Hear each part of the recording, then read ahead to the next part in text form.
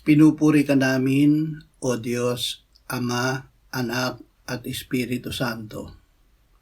Salamat, Ama, na ibinigay mo sa amin si Jesus na iyong anak na namatay para sa aming kasalanan, iyong muling binuhay, iniakyat at iniluklok sa iyong kanan sa langit. Salamat na ibinigay mo sa amin ang iyong banal na Espiritu at sa pamamagitan niya ay ibinuhos mo ang iyong pag-ibig sa aming puso.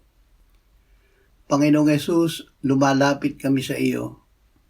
Muli ay bigyan mo ng kapahingahan ang aming kaluluwa. Papasanin namin ang iyong pamatok at mag-aaral kami sa iyo.